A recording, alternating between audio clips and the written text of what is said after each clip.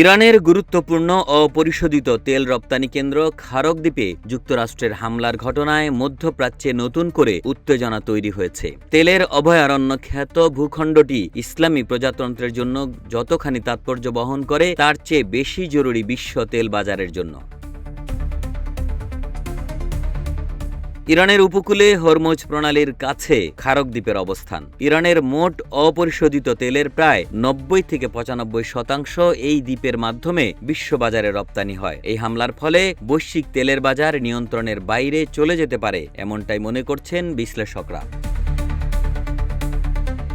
খারক দ্বীপে মার্কিন হামলার পর ট্রাম্প জানিয়েছেন দ্বীপটির সব সামরিক স্থাপনা সম্পূর্ণ ধ্বংস করা হয়েছে। একই সঙ্গে তিনি সতর্ক করে বলেন, ইরান যদি হরমুজ প্রণালীতে জাহাজ চলাচলে বাধা দেয় তবে দ্বীপটির তেল অবকাঠামো হামলার মুখে পড়তে পারে।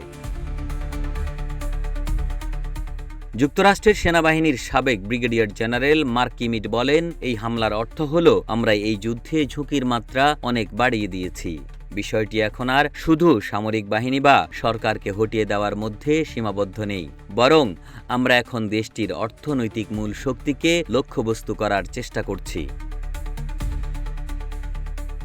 সাবেক এই সেনা কর্মকর্তা আরও বলেন, ইরান যাতে হরমুজ প্রণালী দিয়ে জাহাজ চলাচলের অনুমতি দেয় সেটি নিশ্চিত করতে দ্বীপটিকে জিম্মি করে রেখেছে যুক্তরাষ্ট্র।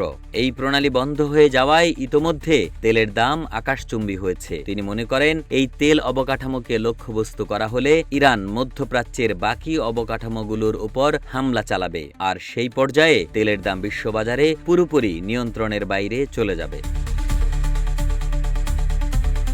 এর আগে ইরানের পার্লামেন্টের স্পিকার মোহাম্মদ বাকের কালিবাফ হুঁশিয়ারি দিয়ে বলেন, পারস্য উপসাগরে ইরানের দ্বীপগুলোর ওপর কোনো মার্কিন আগ্রাসন চালানো হলে দেশটি আর সংযম দেখাবে না। এতে মধ্যপ্রাচ্যের পরিস্থিতি আরও জটিল হয়ে উঠতে পারে বলে আশঙ্কা করা হচ্ছে।